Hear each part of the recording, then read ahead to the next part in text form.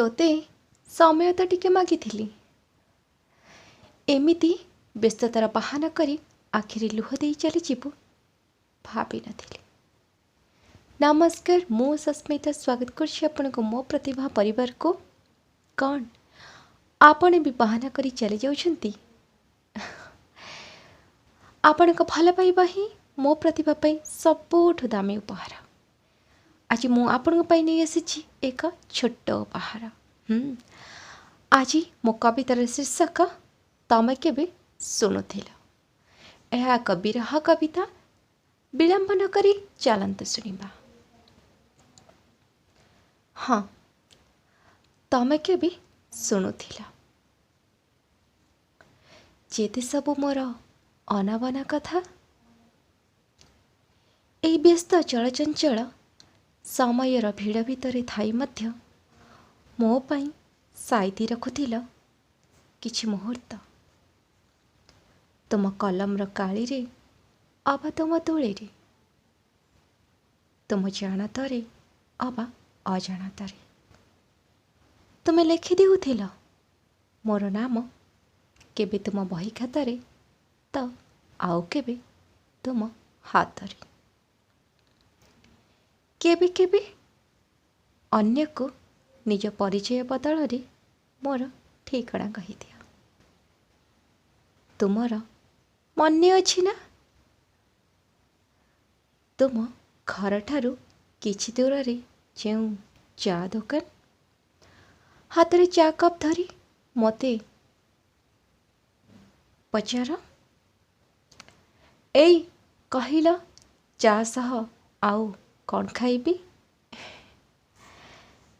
छोट पिला परी तुमर ध्यान रखिबाक पड़े। मु जेमिति केवल तुम प्रेमिका नुहे, तुम माँ भी।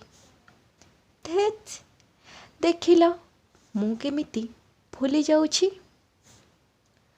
तुमर भी मने अछि ना नहीं?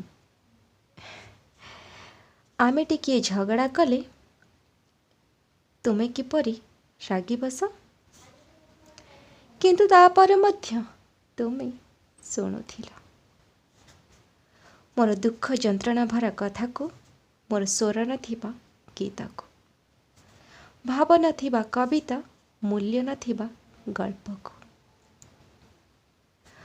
कथा छल रे अनेक थर कहि भी देछ तमे भल वक्ता हेब। हाँ, तमे केबे शुणुथिल मोर अभिमान भरा शब्द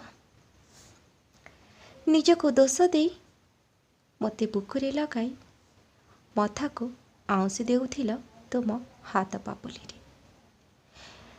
सकाळर कଅଁଳ खरारु रातिर घन अंधकार जाए मोर जेते सब अव्यक्त भावना को आखिरे आखि मिसाई देखुथिल छोट छोट स्वप्न गुड़िक।